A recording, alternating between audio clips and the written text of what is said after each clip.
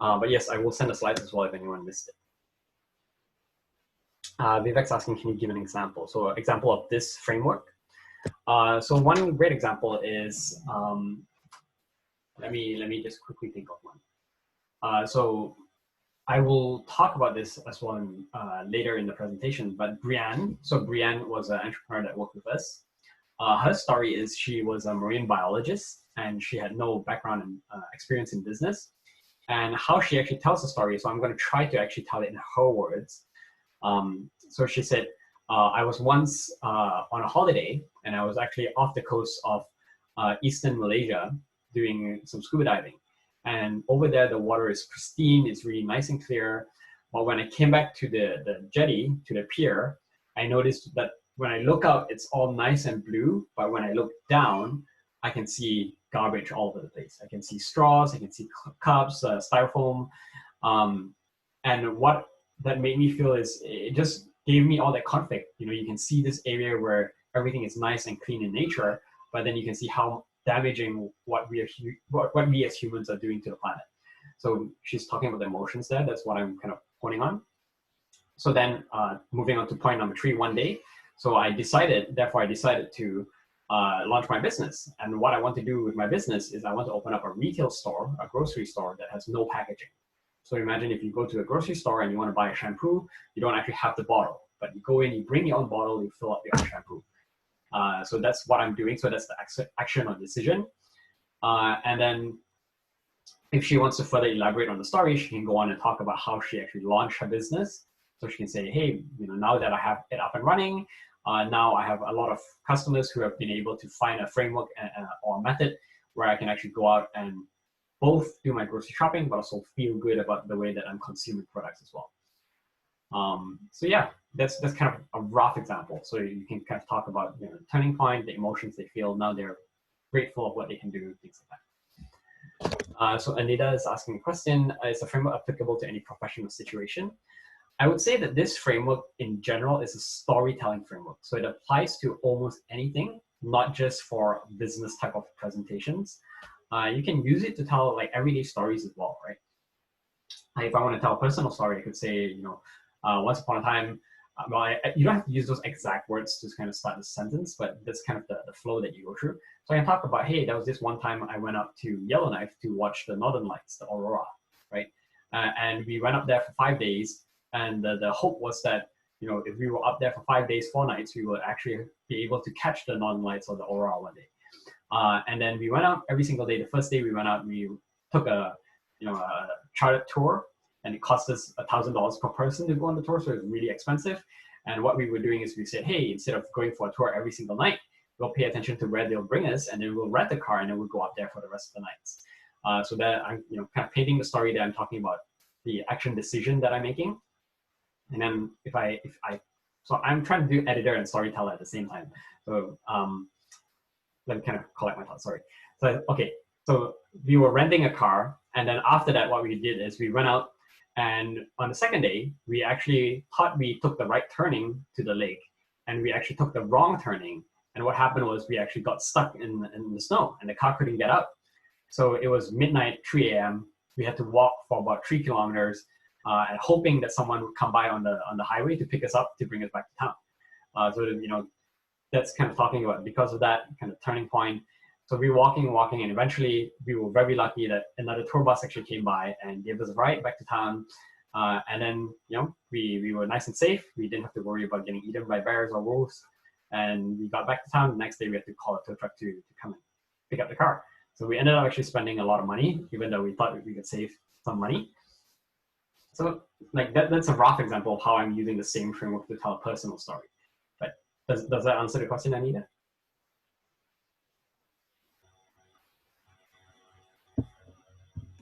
Great. So yeah, the key points is, if you want to simplify this, instead of looking at 6 bullets, when you're thinking about a story, or when you're trying to shape a story, you're focusing on number 1, what is the turning point? And if any of you were at my storytelling workshop that Renee was hosting, she also mentioned this before. So the turning point is what was the important moment that you're trying to focus in on. And then before the turning point, you're painting the picture by talking about what is the action or the decision that led you there. And you're zooming into that. So you're actually kind of painting the surroundings, giving context around the emotion, the environment, what led you to that moment. And then when you reach the turning point, you also talk about the emotion that came out of that. So that's kind of the rough framework for it. So that's why the origin story is so powerful. When you talk about your why, your customers really feel like you're on their side and you're not just running the business or starting an idea just for the sake of trying something new or just for the sake of making money, right? If any of you have not seen this, I definitely encourage you to watch this video. So there's this video on YouTube you can search. It's a TED Talk by Simon Sinek. The title of the TED Talk is How Great Leaders Inspire People. It's also known as Start with the Why. So Simon, he talks a bit about how most organizations or most leaders that are good at inspiring people, they tend to communicate with the why. And he has this diagram here known as the golden circle. And what it is there's the why, the how, and the what. And the way that he shares it is many organizations, they know what they do, right? They know what product they're selling. They know how they're actually helping their customers. They know how they're different from their competitors, but very few organizations actually know why they're doing what they're doing. So as an example here, the pitch that he gives is, let's say if you imagine how Apple is doing this pitch. If Apple says, hey, we are a computer company, we create computers and cell phones. How are we different? We are actually creating products that are user-friendly, they're easy to use, and then why we do it is we want to make some money. Do you want to buy one? If they communicated that way, then it wouldn't be as inspiring, and people would, as consumers, it wouldn't interest them as much. But if you imagine Apple communicating in the way that they're doing right now, the way they do it is they talk about the why, right? They say, everything we do, we try to challenge the status quo. We're trying to do things differently. We're trying to support the creatives. So that's the why. How we do it is we do it by creating products that are user-friendly, easy to use, and we so happen to create computers and cell phones. You want to buy one, right? So you can see how the method of just communicating the other way around is a lot more powerful. Sorry, Anita. So it's Simon Sinek. You can just search start with the why and you should be able to find it. So yeah, that's an example of communicating from the inside out, talking about the why, the origin story. So Brienne's story, I gave you her story. Another great story is this one over here. So this is Lisa Fraser. She runs this company called SnugVest. And I believe her company has actually already been acquired, so she sold her company off, so it's a bit hard to find the website right now. But if you search SnugVest or wearable therapeutics, you might be able to find some videos out there. But this quick video, I'm not actually going to play it, but she was interviewed by CTV, and the way that she was talking about her product, the way that she will paint the story is she'll talk about Danny. So Danny is this boy who's actually suffering from autism. And for those of you who are not familiar with autism, what happens is these children frequently have anxiety attacks. They suddenly freak out and they get really worried. And when that happens, they tend to throw tantrums or they tend to panic. And as parents, when your kid is doing that, so you will have to actually try to calm the child down or bring them up. So sorry, I'm painting a bit of the context. I'm not actually using storytelling here. But the way Lisa talks about it, she says, hey, Danny, she's one of our users. He is one of our users. He has a vest. And Danny, for the first time, he was able to go out to the restaurant and have lunch with his parents. And that was actually the best lunch that they had in a while, because he didn't cry. When he had a panic attack, he could just press the button and the vest would inflate and give him the sense that he's being hugged and being calmed. So the way that she paints the story, she kind of paints it from the perspective of Danny and how the parents also view the situation as well. So the idea is, if you can talk about a user story or a customer story, that is a lot more powerful than just saying, hey, I create this vest and it inflates and it helps children get the sensation that they're being hugged to calm them down. That's a very bland way of saying it. She's putting some character into it by talking about the emotions, about who it's going through.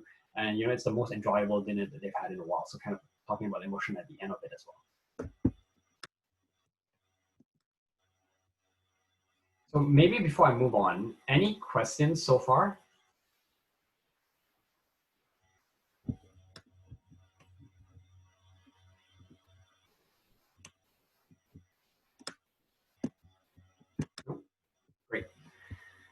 So yeah, just do remember, like, crafting a story does take some practice and take some time. So it's not going to be as easy to just come up with a story on the spot.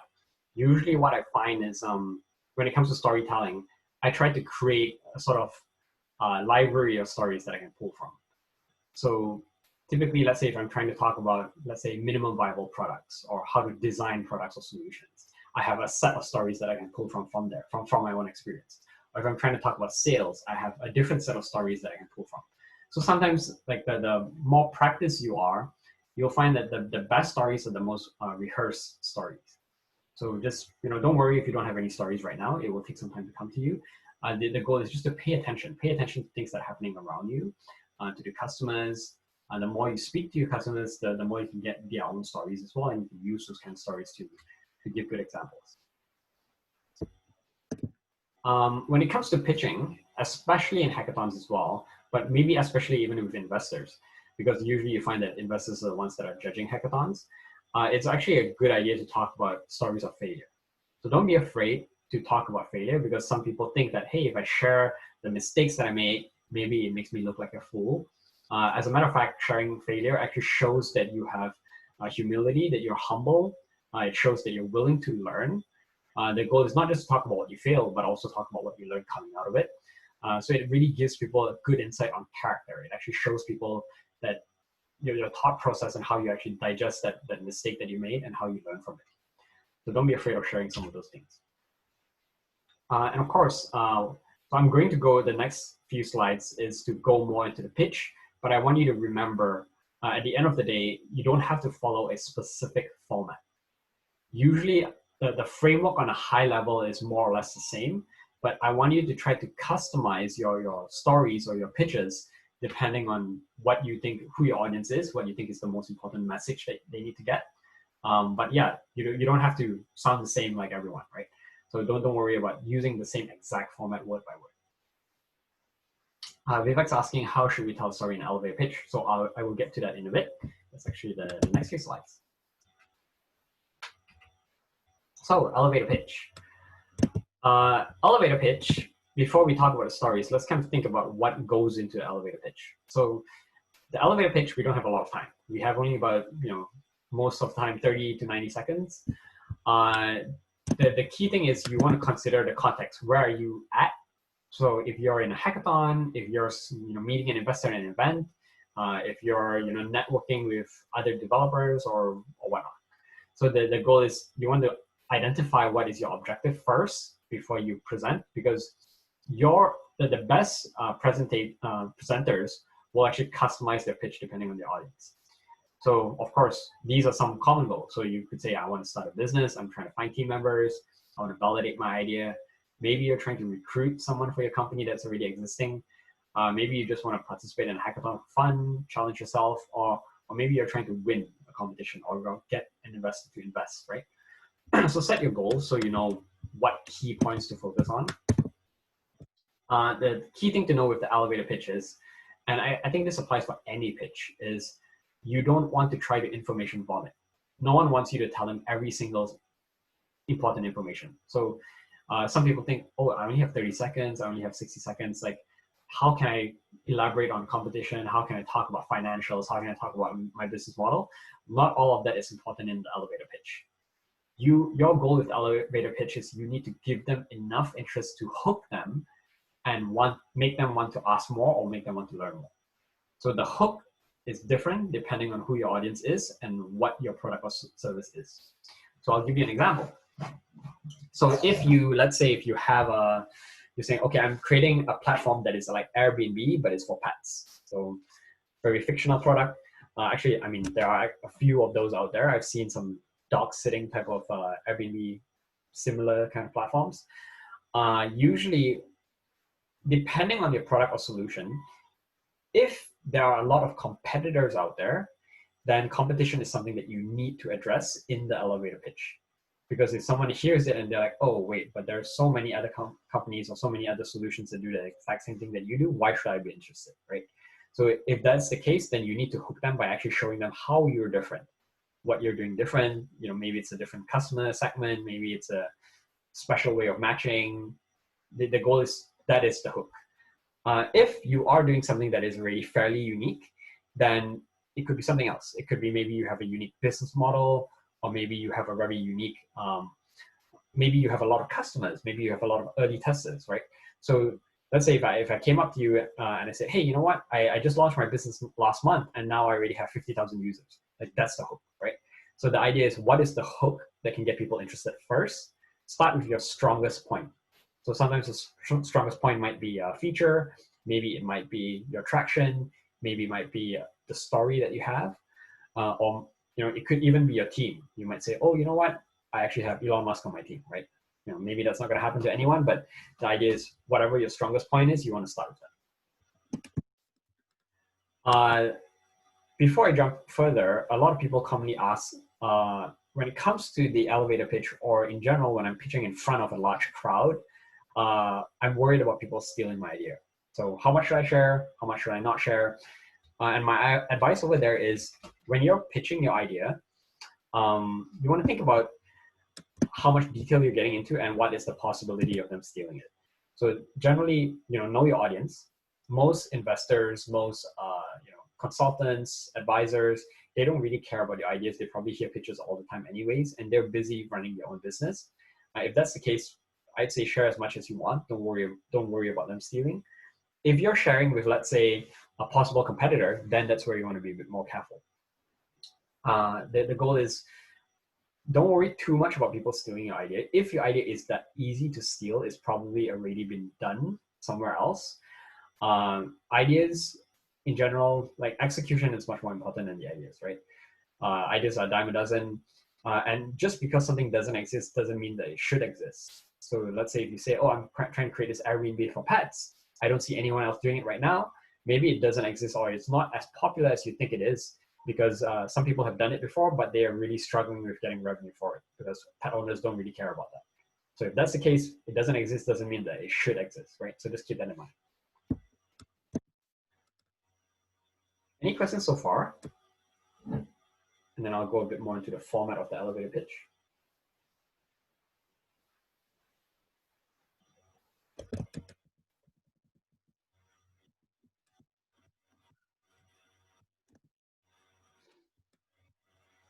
Great.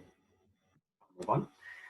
So the biggest mistake that I see a lot of people doing in the elevator pitch is, I talked about people who don't use storytelling.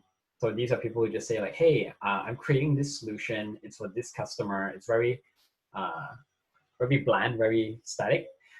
Another big problem that I commonly see is people who focus a lot on the macro problem.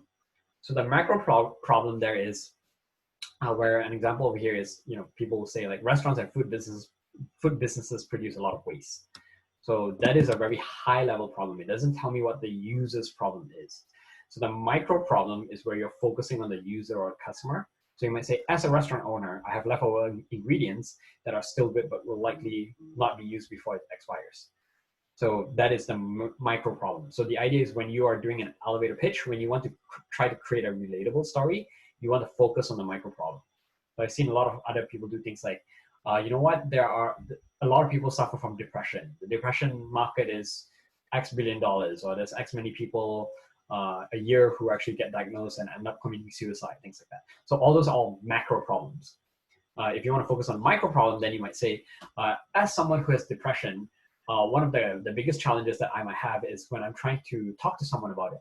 I can't find someone that I can disclose transparently about my problems, because I'm always worried about how people might perceive me. So that can be an example of painting a micro problem. So the idea is, focus on the user, focus on the problem. What is the exact issue that they're having, not just the high level problem. So we gave the example of snug vest. Excuse me. So the macro there is, if you focus on the macro, you have been talking too much about autism or people on the spectrum. But the micro is, Danny, I mentioned, he has a stress event. He's feeling anxious. He's having an anxiety attack. And the normal way to calm him down is if his mom hugs him, it helps him calm down.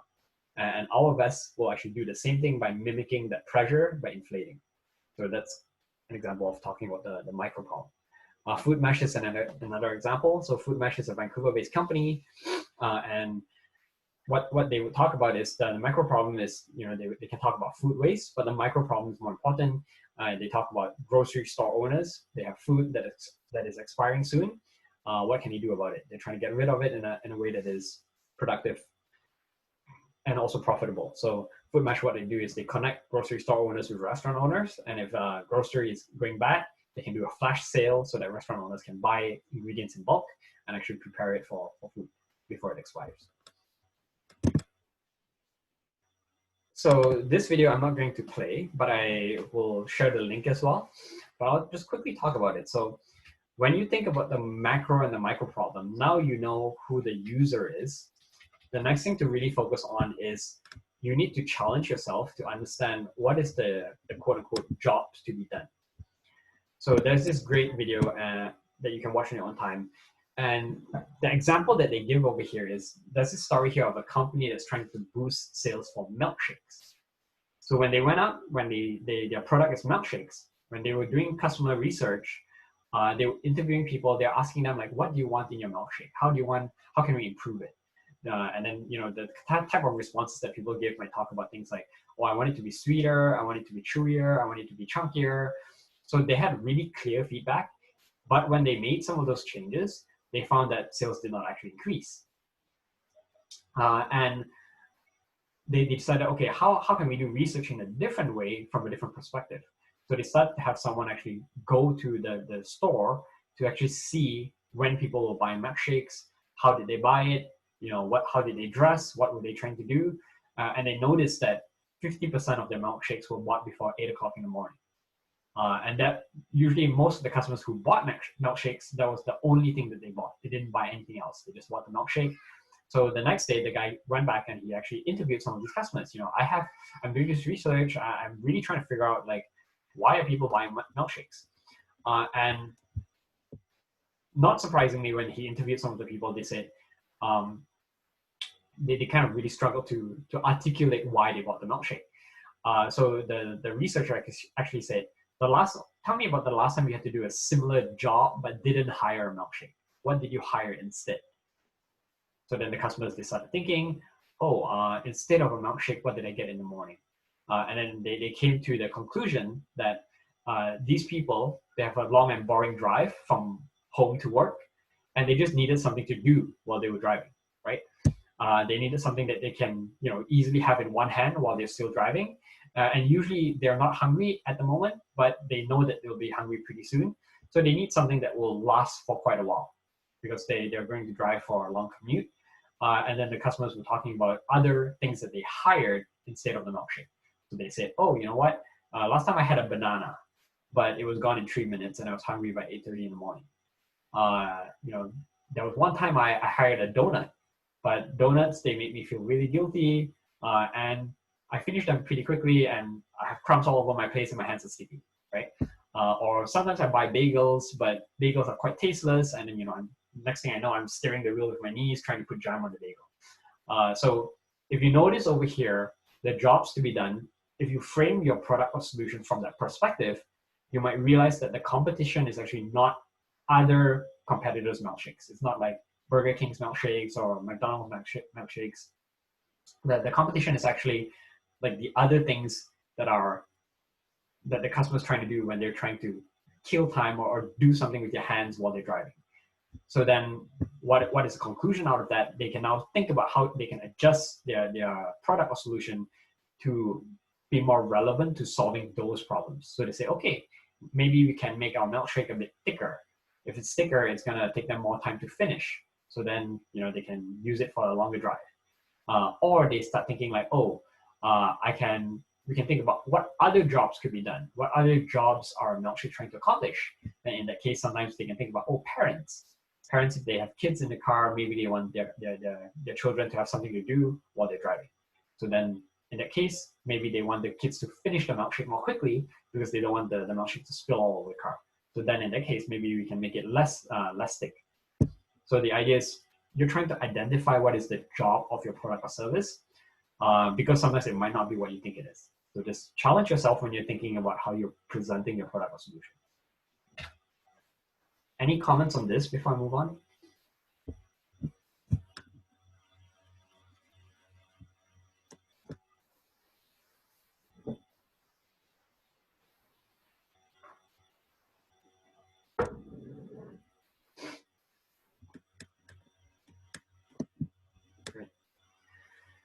So I'm going to move on. Don't worry, I'm going to get to the format soon. I just want to make sure that people understand how to talk about the problem in the right way and how to position the solution in the right way as well. So now we've talked about who the user is. We've talked about the problem. Next thing I want you to focus on is your value proposition. So normally when you're doing an elevator pitch or any general pitch, when you're talking about how your product actually solves a problem, I find that a lot of entrepreneurs, they tend to do what I call feature dumping. So feature dumping, what it looks like is they focus a lot on their product. They might say, oh, we are creating, let's say, a 12 megapixel camera, and it has self-stabilization and this and that, right? So those are all the features that they're focusing on. So what you want to do instead is a good presenter will know that they're focusing on the value proposition, not on the product. And this is a great example over here. So if you think about your product as the flower, Mario is the customer, and the value proposition is Superfly Mario. So if you walk away from today's presentation and you don't remember anything, just look at this. So Superfly Mario, now your customer is enabled by your product. That's all the amazing things that he can do. So let's say if I gave that example where I was talking about, the special camera that has stabilization, you can say, oh, now you can actually create really awesome, smooth videos where you can move around and things are really stable. So you're focusing on the value proposition instead of focusing on what your product does. So you're talking about the videos instead of talking about the technology behind it. Make sense? Great. So let's look at the format of an elevator pitch. Because you don't have a lot of time, what I recommend in elevator pitch is to lead with the what. Your what has to be very, very clear, and you have to be able to find language where it's simple enough without any jargon that people can search it up, right? So the way I like to phrase it is, what would I Google if I was trying to find your product or service? So if you know the exact words to use for that, then you have a good starting point. So you might say, oh, I'm looking for a painter who can help me paint my house during the winter while it's raining. So maybe you've invented a special paint that can actually paint while it's wet. So if that's the example there, then that is the hook, right? That is how you're presenting your what. So start with the what in an elevator pitch. The reason why I say that is, I just mentioned talking about starting with the why, but in an elevator pitch, you don't have a lot of time to go into the full story. So start with the what first, and then you can go into the why later. So that's the key thing you want them to remember. You don't, when you start the sentence, you want them to remember what your solution is so that they can start to make referrals for you.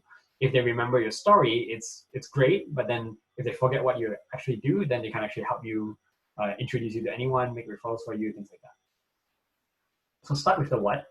And then the idea is you want to use permission-based pitching. So like I mentioned, you're not dumping everything at them. You just want to get them curious, and then you can go into the details later.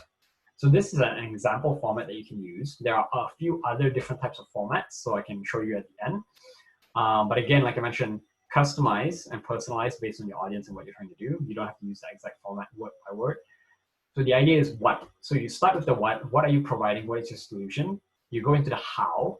So what is the unique value proposition? And I'll give an example later. You talk about who it's for. So who is your target customer segment?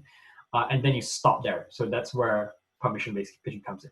That's all you really have to do in most elevator pitches. So you might not have to talk about competition if your what, your how, and your who is clear enough. You might not have to talk about your revenue model, your finances, if all of those are clear enough. So just focus on those three. And then people will get curious, right? Because maybe some people will say, hey, you know what? I know someone else who might be doing something similar. Can you tell me a bit more about how you're different? Then you can go into elaborating about competition, right?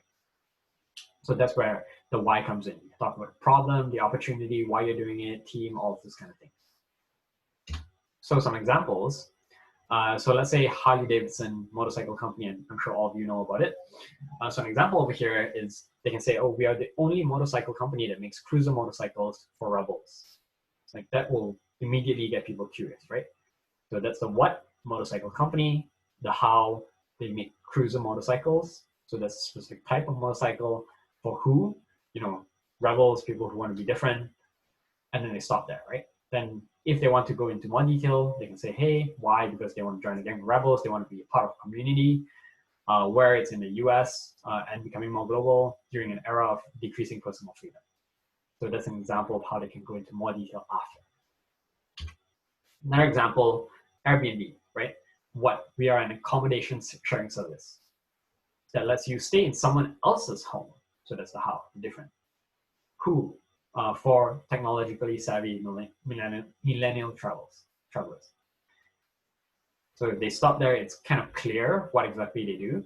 And then you can go into the how, right? You know, people who want to experience living like a local. They want to have the comfort of living from home. And where are we? You know, we're based all over the world. And, you know, this is during a time where there's an increasing demand for variety. People want to try different things. They want to be in different places instead of just a regular hotel. So you can see how this framework can be used in different ways. So maybe I want to do a quick exercise. So what I want to do with all of you, and I'm actually going to test out the breakout room features. I'm going to break you all up into a few different breakout rooms. We have 19 people. I'm going to do about 4 groups. So about 5 people in each group, and there's going to be 4 in one group. What I want you to do is I want you to look around your room. You don't have to get up. Just pick something that you can see in your room, and I want you to design a pitch around that. And the idea is you can create something that is fictional. So for example, like I'm looking around my room right now and I see my book. It's kind of weird with my black background, but I have a book in my hand. So I can say that this is a fictional book. It's a magical book, right? I have invented a special book where I can write on paper and it will automatically translate everything that I write into text and upload it to my computer for me. So that's an example. So I want you to do something similar like that. I want you all to pick something that you see in your room, build your pitch using this template, and I want you to practice it in your group. And then after that, we'll come back together and kind of share what we learned. So let's give that a shot. So break up into 4 rooms. There we go. All right. So I have set up the breakout rooms. You should be able to see it and you should be able to join your breakout rooms right now.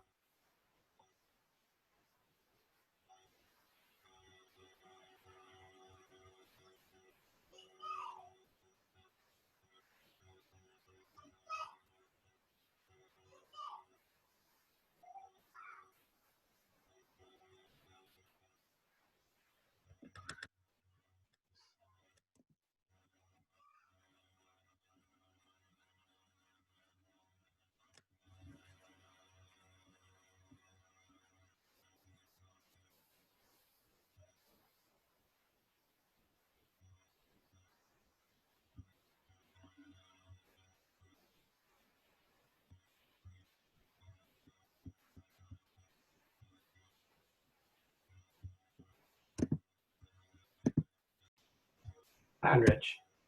I'm just joining a room. I'm not sure what happened to the rest of the folks. Hello, yeah, it was like 2 people or 1 people and they left. I don't know what happened. Anyways, I'll be in your group. So I want you to, do this exercise, and when you have your pitch ready, then you can try and pitch to me. Okay, can you show me please the template again with the? Yes. I'm gonna make a screenshot so I can prepare for that.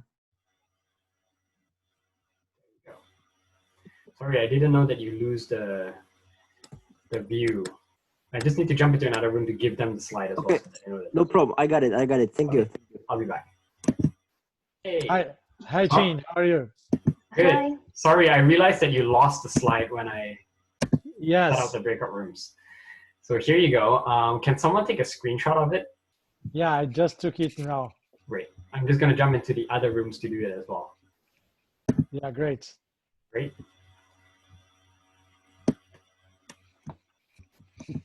Hey, everyone. So sorry about that. I realized that you lost the screen when I did the breakout rooms. So Yeah. Oh, thank you so much. Hi, thank you. Yeah. Wanted So that. if you can, someone take a screenshot. I just have to jump into another room to give them the screen as well. Okay. Perfect. Thank you. Great. Got it. Mándale. Esto era. like a little toy that can be a real pet if I wanted to have a dinosaur pet, right? Hey, sorry. I'm just jumping in because I realized that when I did the breakout rooms, you lost the screen. So feel free to take a screenshot of this if you need the template. Yeah, okay. Yeah. Thanks. Do you all have the screenshot? Yeah, I have it. I'm just going to switch to one of the other rooms just to make sure that everyone has the screen. As a template. Where's the screenshot? Oh, I know.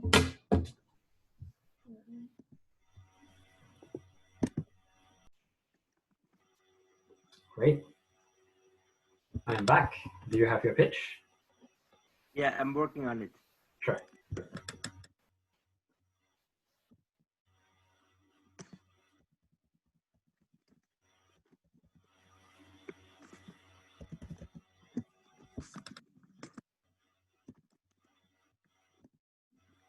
It can be like fictional, right? Yeah, fiction. Yeah. Doesn't have to be a real product. Okay.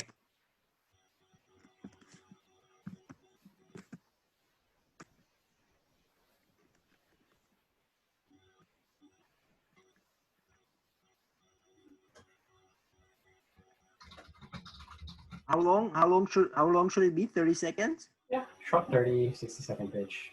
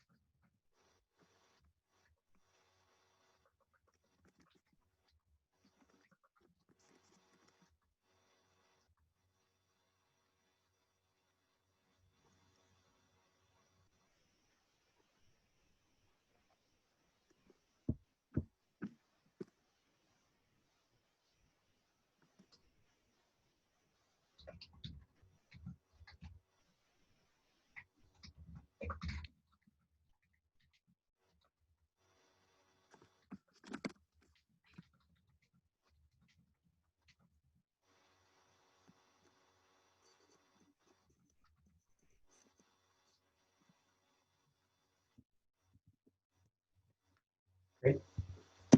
Great. Doesn't have to be too complicated. Okay. Mhm. But you said I don't need all the points, right? Where the location and during. Okay. Yeah. Maybe I will go for it.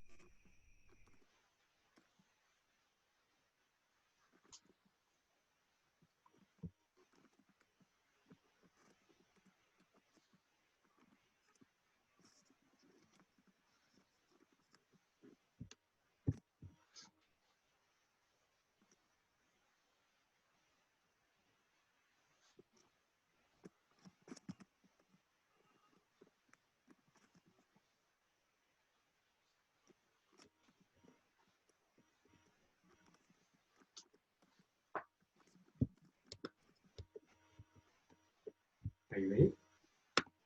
Okay, almost finished.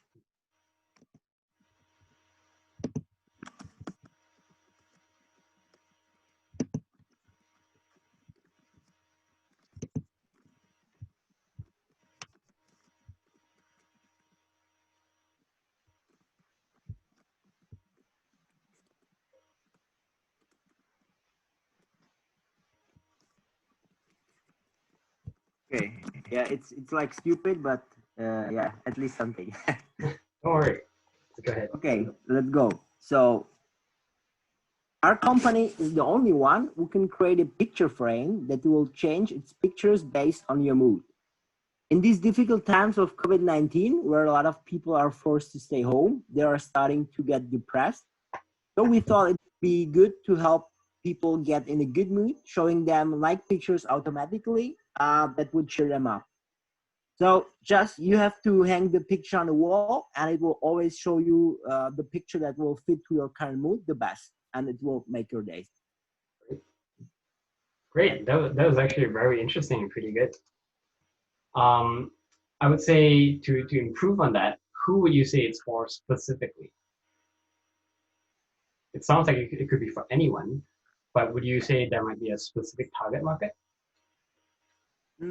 I would say maybe that for people that are working from home right now, because like the amount of people that have like home office jobs right now increased drastically, right? And maybe Yeah. they aren't like used to it, so that could be a potential target, I think.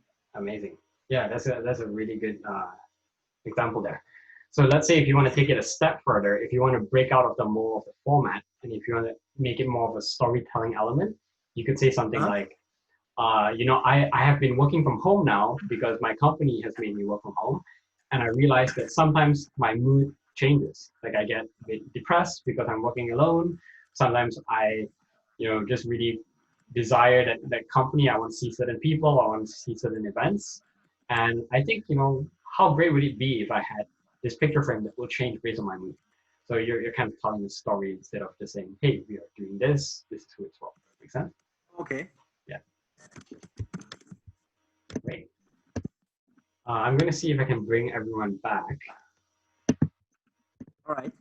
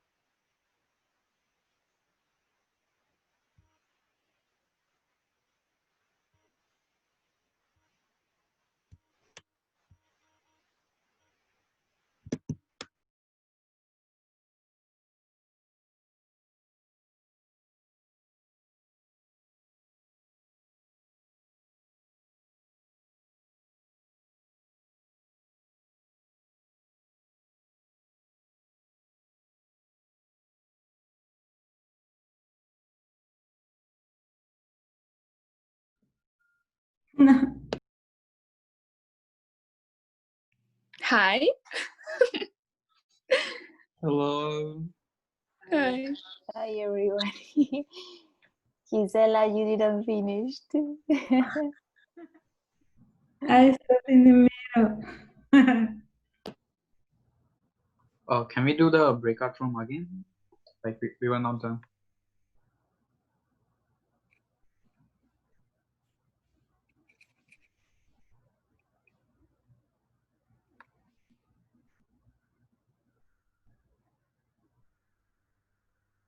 You're muted.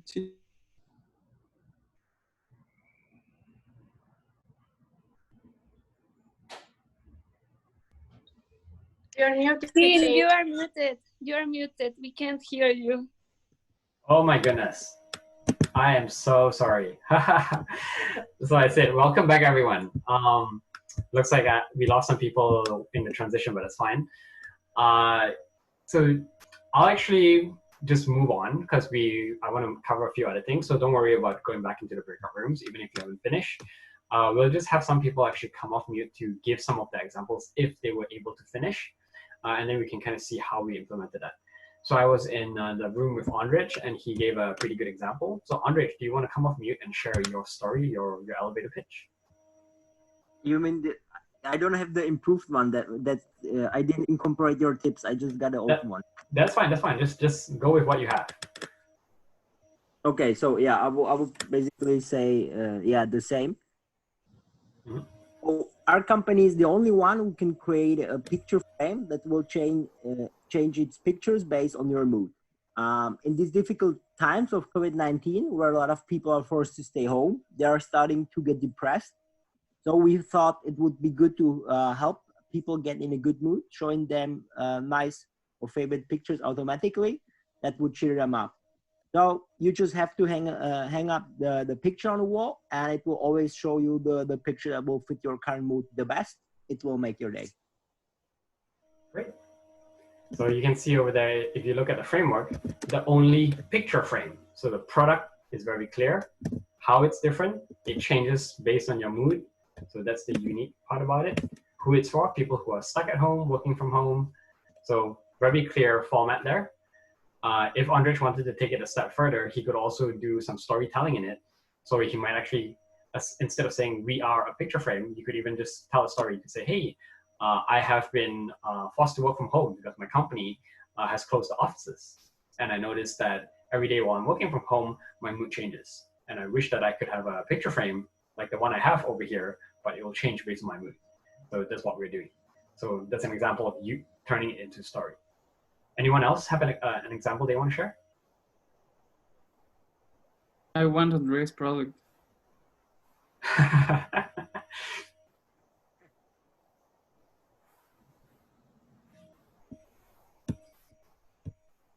Yeah, okay, I can share something. Or Caleb, were you going to share something? I was just preparing what I was going to say. Go ahead. If you want. No, Sorry, you go ahead. I'm still. Okay, it's maybe not completed, not 5 minutes, but we have something, and this is it. Mhm. So our product is a physiotherapy bed. This is unique because it's an anatomic mattress that gives massages. So this product is ideal for sportsmen or people with back injuries because they want to recover from a tired practice or just to recover from an injury. And we are selling in Vancouver, or we were selling, I don't know, during the Olympics. Cool. And that's it. Cool. That's a great example. Yeah, so you can see, it doesn't have to be a long and complicated pitch to get the message across. It's quite clear. It's a mattress that does massage, and it's for people who have back injuries or athletes. So great. Yes, thank you. Anyone else want to try?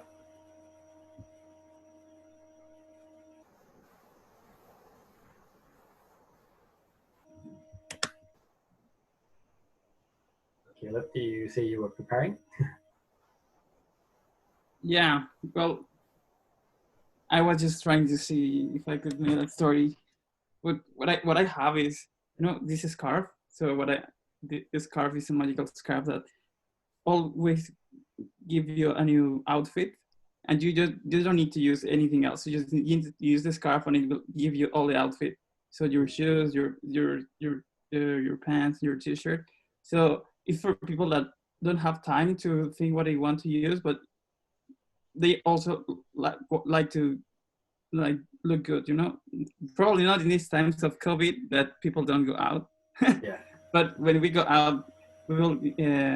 This will match your outfit depending on the weather or the thing that you will need to the situation that you will use. Yeah, so it's for practical people that don't want to spend too much time just thinking what how they will look, but they want to look good. Cool. Let's say if I want to try to improve that, again, like I know you didn't have a lot of time to prepare. So maybe let's say if I try to put it into a context of a story, I might say, so you're thinking about someone who wants to look good. Who is that person? Or it might be a different situation. So let's say if we are talking about first responders. So I might say, oh, you know what? When I have a friend who works in the emergency care department for a hospital. And if you notice, people who are in emergency care, they have to wear the mask, they have to wear visor, they have to wear clothing, gloves, everything. So we have invented a special scarf where you just put on the scarf and it gives you everything automatically, right? So like an example of a story. It doesn't have to be like a real product, but the idea is same flow. You're actually talking about the customer, their problem, the frustrations that they have, and then you're going into that. But yeah, pretty good. I like that. Great. So I'm just going to move on with the presentation. There we go. Whoops. Wait a second. Wrong screen.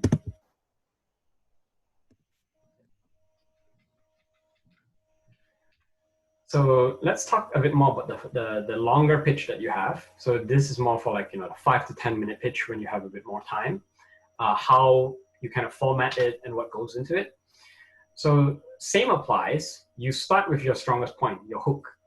So it really depends. In some cases, you might have a really huge market and then you focus on that. If you have a really amazing demo, like, you know, let's say if Andre's product is a real product and you can, you know, somehow design a photo frame that can actually change pictures based on your mood, like you can imagine that the most powerful point for that is actually just having a demo, like showing people, look, this is a frame. I'm angry now, and then it changes. Or I'm sad now, and then it changes, right? So if you can actually show the amazing demo, then in some cases that might be the best thing. Or it might be traction, right? Like I mentioned, if you have a lot of users, a lot of customers, then start with that. So start strong, start with your strongest point. So I'll give an example of one interesting one. So when I was in Madrid doing a presentation for the IE Business School, they had a international MBA program.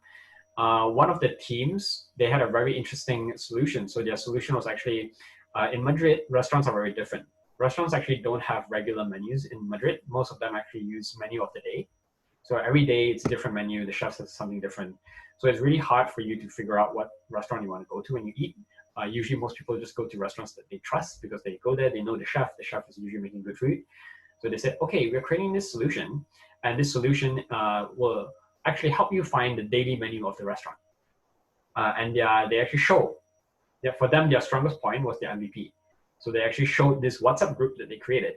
You scan this code, so they actually did the demo. You scan the code, you go in the WhatsApp group, and then automatically it will suggest these are the top menus of the day for these restaurants. And then every day they send out a message based on the restaurants that you want to find out for. So in that case, their demo, their MVP was actually the strongest point. It was really interesting how they use WhatsApp in a very different way. So people paid attention to that, right? Another example. So there's this company in Vancouver called Arbutus Medical. And what they do is they, the story behind it, so the story is the strongest point. So I'll start with the story. So Lawrence, the CEO, when he does his pitches, what he will do is he will put one picture up, just one picture, and that picture is the strongest picture. And the picture is actually showing you that he is in this hospital seeing doctors doing an operation, and they're using a construction drill to operate on the patient. This is not a surgical drill, it's like a handy drill. And he says, you know, that's the story. He starts with the strongest point. He talks about in Uganda, when he was there doing a mission, he found that doctors were using hardware power drills to do bone operations because it was too expensive to buy those medical drills. So he highlights the painful point and he really shows it with the imagery and the story. So that is the strongest point there. And then he'll go into like, oh, we've designed a special drill cover that allows you to turn any hardware drill into a sterile, safe drill that you can use for operations. So that's his product. So whatever is your strongest point, start with that. This is the overall framework. So if you're trying to cover all the points, then what you're trying to do is you typically start with the introduction. And those of you at Tamwood will hear this from Paul. So he has this framework called PSOYA, PSOYA. So it stands for problem, solution, opportunity, why, and the ask. So problem, you talk about who has it, what is the problem. Solution, you present your solution. Opportunity, you might talk about things like, you know, market validation, business model, market size. Why is why you, why now? What's your motivation? You know, what traction do you have? How are you different from your competitors? What's your secret sauce? You know, your team, and then you wrap it up with an ask. So generally in any competition or any chance that you get to pitch someone, you want to try to make an ask, because there's no point in just telling people your story and not having an ask. So you can have any kind of ask.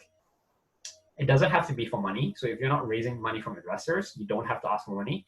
You can even put in simple things like, hey, I'm looking for a mentor, or you can say things like, I would like some feedback, or I'm looking for more people to try it out. So anything can be an ask, but the idea is make the most of every opportunity that you get to pitch and have an ask at the end of it. So, and then of course you want to try to wrap it all in a story. So that's the high level framework of a comprehensive pitch. So this is something that could, take anywhere from like 5 to 10 minutes. A few quick points and then we'll go into some details. So when you design your longer pitch, what grinds my gears is I see a lot of people focus a lot on market size. They say, hey, I'm doing this product in the edutech space or fintech space, and the edutech market is a $5 billion industry. I'm only focusing in, let's say, San Francisco. San Francisco is, let's say $35 million worth, and I think I can capture 1% of the market. And what you always see is everyone always talks about how big the market is and how they can always become like a multi-million-dollar company. My encouragement for you is actually not to do top-down market sizing. Because I've never seen anyone talk about their market being a small market. I've never seen that. Everyone always says their market is amazing and huge, right? And of course, if you're speaking to someone who knows the market, they should really know how big the market is. So I encourage you to talk about bottoms-up market sizing. So what that might look like is, instead of focusing on the size of the overall size of the market, you might say, hey, this is our bottoms-up prediction. There are currently about 600,000 dogs in New York. 8% of them need to be walked every day. So that means there's only about 48,000 dogs that need to be walked every day. And we think we can charge $20 to walk a dog for half an hour. So therefore, if we charge $20 on 48,000 dogs, we can probably make about $1 million of revenue a day, right? So that's how you do your projection. So you're actually calculating logically from the bottoms up. Another example of doing this might be, you could say, oh, we have 5 sales reps in our company. And each salesperson spends 5 hours a day doing cold calling.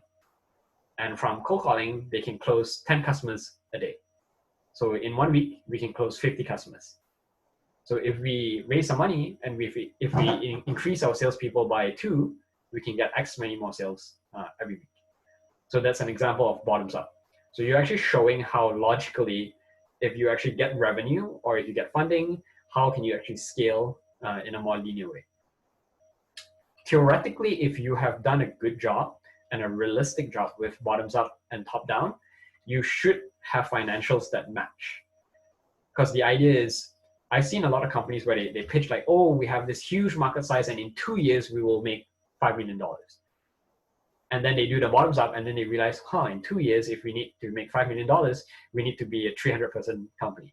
And that's almost impossible to happen in 2 years, right? So the idea is you need to make sure that your growth is going to match up to what you predict your revenue would be. Make sense? So I encourage, focus more on the bottoms up rather than tops down.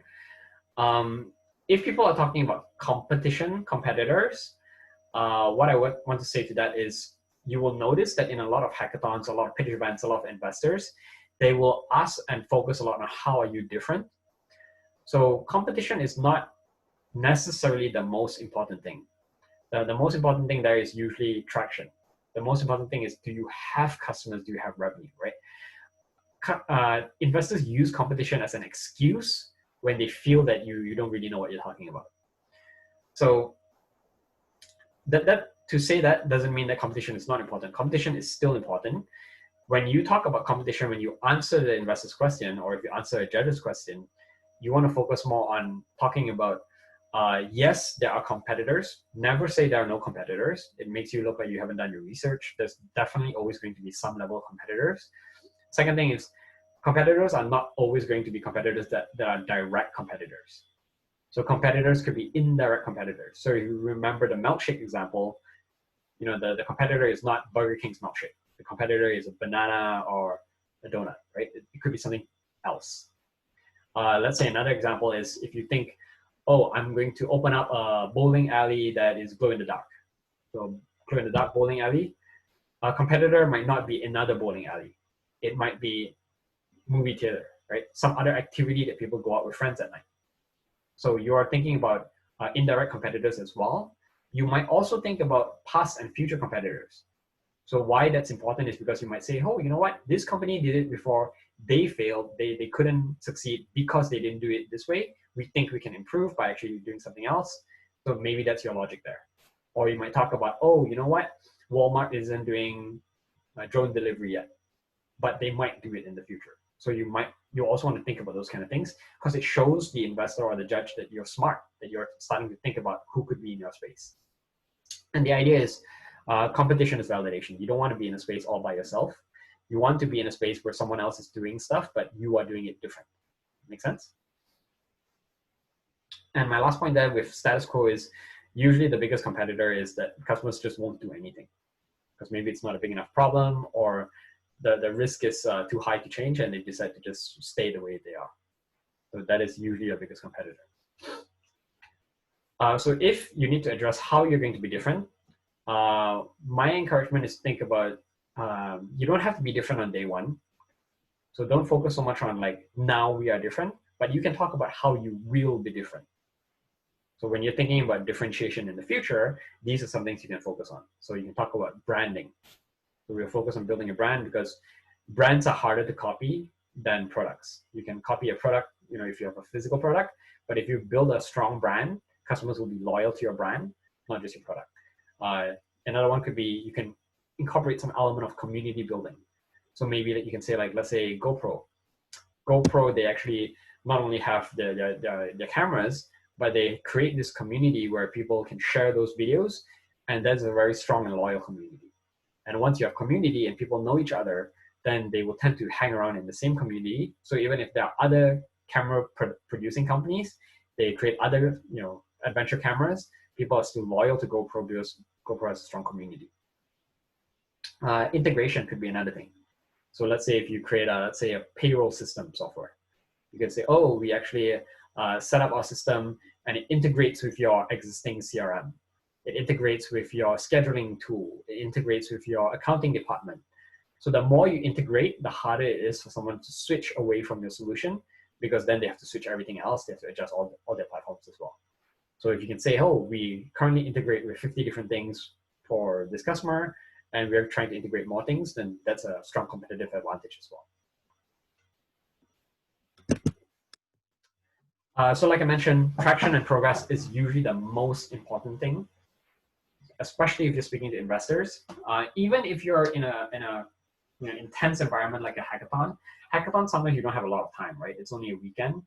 You can still highlight traction in very interesting ways. So I remember one of the best pitches that won one of the hackathons in 2014 was, there was this company or this idea where they said, hey, what we do is we will help people, we will help artists with 3D printing some of their characters so that they can sell it. Because what happens right now is if you are an artist, or if you, let's say you create comics or you create games, if you want to do merchandising, if you want to sell products, it's very expensive. You need to find a factory to produce your merchandise to sell it. And most factories need bulk order, right? So if you have a small project or you're a small artist and you want to try something, then what we do is you can send your order to us. We do 3D printing and we can print in small quantities and you can try and sell that. So that was the idea. And how they actually frame traction is to say, over the weekend, we posted in this forum and the creator of Tomb Raider, the game, actually messaged us and said, hey, I'm really interested in learning more. I want to try to create some figurines and models for some of this new game that I'm creating. So that's how they highlighted traction. They said, hey, look, we tested this out. Someone credible actually paid attention. And then they went on to talk about how many other people are, you know, engaged in discussion as well. So talk about traction, talk about what you learn. You can frame your key metrics there. So the idea is you want to try to showcase that you're moving quickly. You know, things, if you're pre-launch, if you haven't actually started the business yet, then talk about acquisition. Talk about how many potential customers you have, maybe subscribers. If you have press that covered it, if you were able to get, you know, let's say a professor or a doctor to actually give the stamp of approval, that's a good thing to talk about as well. customer success stories or testimonials or pre-orders. Those kind of things are all things that you can use. You can even say like, oh, we got a pilot project with, let's say, Accenture, and they want to use our consulting software. So the idea is to showcase that there is demand for it. So that's the keyword, that demand for it. So yeah, you want to show not only progress, but you want to elaborate on what are you learning as well. How are you learning it? How are you adapting? How are you changing? So don't be afraid to talk about mistakes. So, you know, if you only have a weekend, you might say, oh, we launched this idea, we tested this, we spoke to 50 customers over the weekend, and we found that the customers didn't like this, but they wanted something else. So that is actually something you can use in your favor as well. It doesn't mean that your product, your original idea is a terrible idea. It means that, hey, you know what? We actually have huge demand. Customers didn't want this problem solved, but they want this other problem. Therefore, we're going to build this solution. But we haven't had the time to build it yet, but this is what we learned over the weekend. So that will help you stand out as well. Revenue model, be clear, don't have too many. So the biggest mistake I see over here is people say, oh, I'm gonna make money from ads, selling data, I'll charge my customers, I'll do freemium. And when you have too many revenue models, the judges or investors will think that you haven't figured out what the best revenue model is and you're still experimenting, that you have no idea, right? It basically makes you look like you're clueless. So try to make sure that you identify this, the primary revenue model, and you can maybe talk about some secondary or tertiary revenue models as well. Team, don't waste too much time on this. Only highlight team members if they are very reputable. So I remember this company in Vancouver, they're called Embrace Orthopedics, and they create basically like clothing, but it allows people who have injuries to actually use this clothing in a more supportive way. So like if you have a knee injury, you normally have those knee support braces, and it looks really ugly. But they've created like a special pants that looks like those Lululemon pants, but it has special design in it so that it helps support your knee better. And for them, when they showed the team, they actually showed that they had an Olympian on their team, someone who had won a gold medal. So in that case, it stood out, right? So if you don't have anything that really stands out, don't spend too much time on your team. And then wrap it up with the ask. So like I mentioned, the idea is you want to be specific. If your ask is too vague, no one will actually take action. So the more specific you ask, the better, right? Don't be too general. So you might say, I'm looking for a sales advisor instead of I'm looking for a mentor. That's too broad, right? So the more specific you can get, the more people can think, oh, you know what? I know someone who can help with that. Oops. Cool. So I'm just gonna kind of wrap it up because I know we are pretty much on time now. So last few things to think about is prepare for Q&A as well, for any kind of pitch, whether it's a hackathon, whether it's an investor pitch. And these are the key things to think about in Q&A. So business model, financials, competition, go-to-market strategy, tech. So sometimes you can deliberately omit information. So for example, if you know that investors might ask about competition, you might actually not talk about competition in your pitch just to see who's interested. Because if people ask you questions, that's a good signal. It means that they're interested. If no one's asking any question after your presentation, it means that everyone is bored, right? So the idea is you want to leave out some important bits so that people will want to ask you questions. But don't leave out things that are too important, right? Make sure you hit the main buckets and then they can go into more detail. You don't have to answer every question. So if you don't have the answers, that's okay as well. Your goal is to try to answer about 7 to 8 out of 10 questions. But if you don't have the answer, make sure that you say that you will actually go out and find the answer for them and that you actually follow up within 72 hours. So other high-level pitch, use the best presenter. So for business in general, any pitch that you do, it's not a participation game. So don't have like 4 or 5 people come up and do a pitch. Whoever is the best communicator, have them do the whole pitch. The rest of the team is there just to support with other technical questions. So if someone is an expert at sales, then they can talk about go-to-market strategy. Someone is an expert at tech, then they can talk about the product. But just have the best presenter do the whole pitch if you can. Public speaking, yeah, just don't be afraid. I find a lot of people just get so nervous on stage.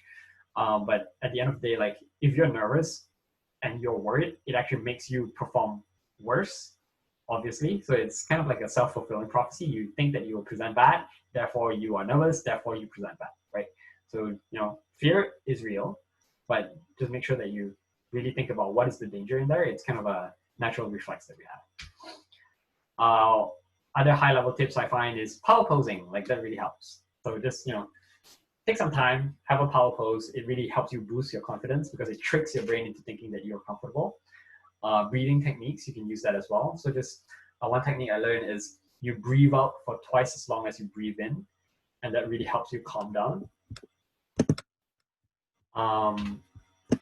Body language, yeah, so just make sure you're maintaining eye contact, you're engaging people, open gestures. Instead of pointing at people, use your palm up instead of down. So this is more directive, this is more welcoming, right? Move around if you want to as well. Just kind of create some dynamic movement. So, and of course, don't forget to smile. Use vocal variety. So, in this case, I'm doing a presentation, so it's fairly monotone. But if you're doing a pitch, if you're doing a presentation, if you're telling a story, you can speak up louder, softer, and things like this really matter as well. So small things like this, like if you're trying to get people to pay attention, you can actually speak softer, and then they'll tune in more. Or you can speak up loud, and that will also get them to pay attention as well. So you can change your volume, your tone, your pace. These are different things you can play around with. Feel free to use humor. The best humor is I find is self-deprecating humor. That's usually the safest because the dangerous thing of humor is if you do it the wrong way, then it can be quite awkward. So self-deprecating humor, you're targeting yourself, and it makes you look more human as well, right? So that's a thing in psychology called the pratfall effect. If you're imperfect, people tend to pay more attention to you. They feel more relatable. So yeah, that is basically it on a high level. Focus what is the job to be done, who will use it, who will pay for it. So make sure you differentiate between the user and the customer. Tell their story, right? And highlight progress. Progress is really a key word over there. That's the best thing to focus on in the pitch. And yeah, just be confident, even if you don't have all the answers. Because you'll notice that investors and judges, if you're confident, it makes them feel confident as well. So your goal is to make your audience feel comfortable. If your audience is comfortable, then you're doing a good job. So yeah, that's basically it. I'll have some time at the end for Q&A, but I'm just going to wrap up. So upcoming workshops.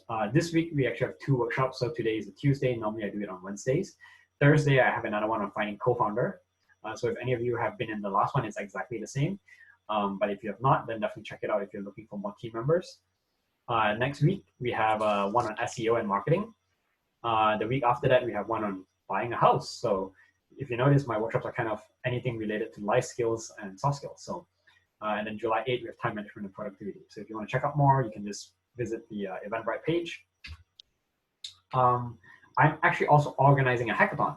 So if you're interested in participating in a hackathon to test your startup idea, or maybe even to get a job, because a lot of companies recruit through hackathons, it's going to happen in October. It's a 2-week-long hackathon, so it's not just a weekend. And it's actually for any idea. So it can be a tech idea, it can be non-tech as well. So you could bring that idea with the photo frame to this hackathon as well. And the theme around it is 3 things. So one is back to work. So back to work involves, how can you improve the remote work experience, or how can you create a safer in-person environment? The second one is supporting marginalized communities. How can you reduce inequalities, improve access to healthcare and support for minorities? And then the third one is relationships. How can we build strong relationships in this virtual age? How can we do networking online? How can we build communities online? So those are the key themes. And yeah, that's the Do Good Business Challenge. I'll send out more info on that when it's ready.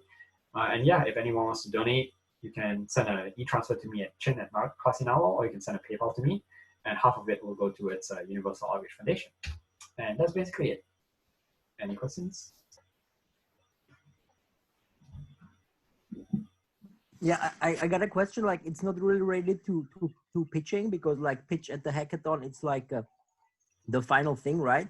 Yeah. But for example, we participated like in BizHacks, and it was like first time and quite overwhelming. So just a quick question: if you have any advice or like a tip, how to, and like what strategy to choose, in order to keep on time and try to come up with a good solution as possible, because like normally there's like 24 hours and it's like without the sleep, so like pretty overwhelming. So any advice on that, how to proceed, what approach to choose?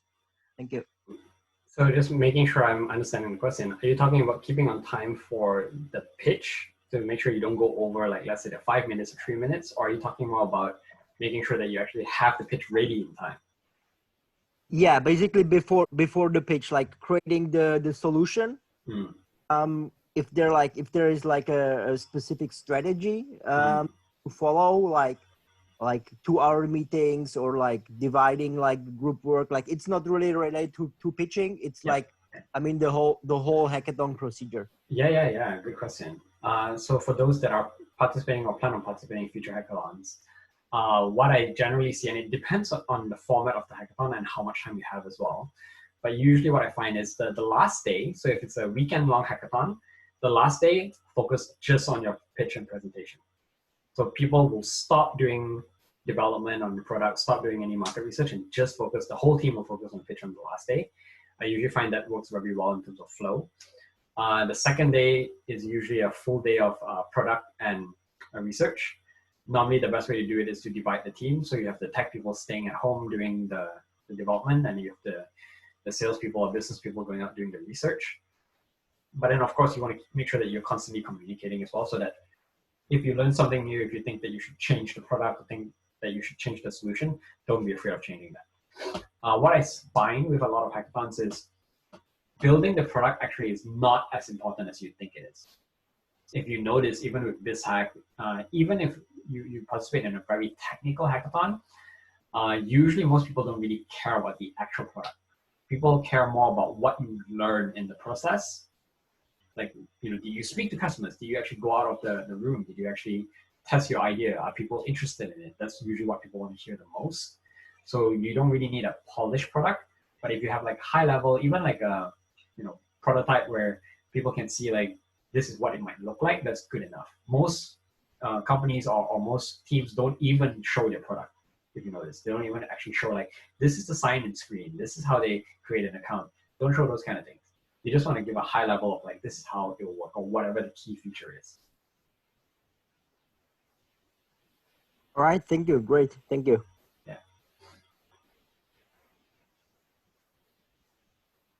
Cool. Other questions? How do you like convince your investors that it's going like how do you convince them about the financials? Like, say if they were to give you a 5 years plan and they said that we will be looking into investing for 3 years or something, how do you convince them that over time your business will be sustainable to have that further investment coming along? Yeah. So it will depend on how much you're raising and what type of investor you're speaking to. So what I mean by that is the two main ones that most people at our stage will look at is you have about three. So you have pre-seed, seed, and Series A. So for those of you who are not familiar with those terms, pre-seed is when you're usually raising anything less than $250,000. A seed round is usually anywhere from 200 to maybe $1.5 million. And then a Series A is usually like $1 to $10 million that you're raising. The reason why these points are quite important is because for a Series A, you're usually raising money from institution. So you're talking to VCs. And usually if you're at the stage where you're raising $1 to $10 million from a VC, they care more about your metrics. They care more about your data. So you need to be able to show that your financials have been proven, that you actually have revenue, you have some customers. They're typically looking at about 2 years prior financial. And the idea is that they want to see that there's relative stability, that you're not experimenting. The keyword that they're looking for is repeatability. Do you know your cost of acquisition? Do you have the right channels? Is it repeatable? What's the lifetime value of the customer? So those are the key things that they look at.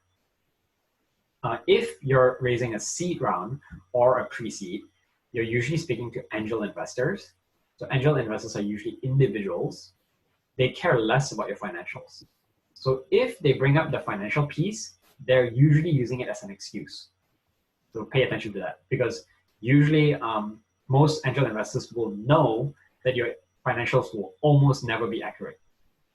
So I've never seen any company have accurate financials at the start. It's usually that they make a lot of assumptions and then they test it, it's not actually true. So the goal is most angel investors, number one thing they care about is the team. Are you an entrepreneur that they trust with their money? Do you actually have the track record? Can you actually do things? Do you actually get things done? Are you coachable? Those are the key things that they're listening for in your pitch. So that's why I say it's so important to talk about your failures, to talk about what you learned, to talk about your progress. So those are the things that they pay attention to if they're an angel investor. If you're coachable, or do you have the intent, like if your product is worth investing in? Sort of things? Yeah, product, it depends, because some angel investors have a thesis. So what I mean by thesis is they say like, oh, because I'm an expert at, say, biotech, I will only invest in biotech companies, for example. So if that's the case, then they do care a little bit about the product, but they care more about the founder. Like they want to know, like, do you know what you're talking about? Do you have a proven track record? Do you have a background in biotech? You know, are you coachable? Do you take my advice? Are you learning things even if you're making mistakes? Are you actually, you know, pivoting and actually implementing changes? Yeah. Thank you.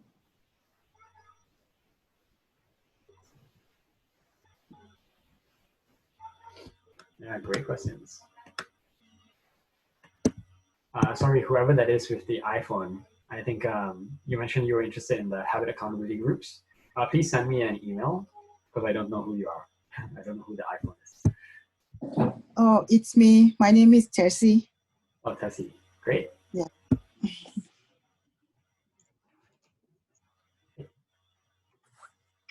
Yeah, any other questions, anyone?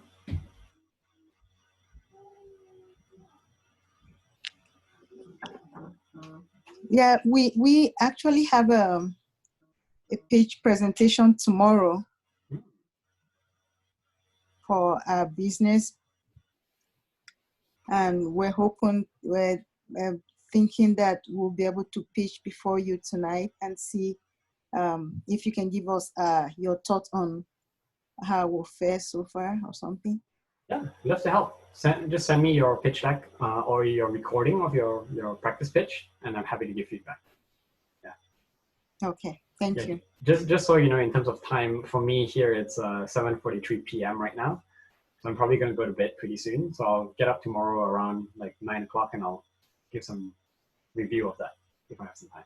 Yeah. Okay, thank you.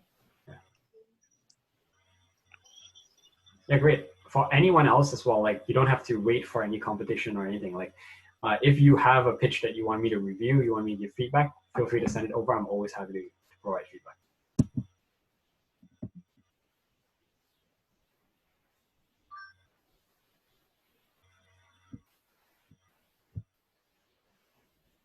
Cool. Otherwise, if there's no other questions, I know it's 7:45. I think we can wrap up. And yes, I will send a follow-up email. And if you need the slides, just send me an email. I can send it to you as well. Thank you very much, Chin. Yeah, no problem. Bye. Have a good night, everyone. Thank you, Chin. Thank you. Take care. Yeah. Thank you. Thank you.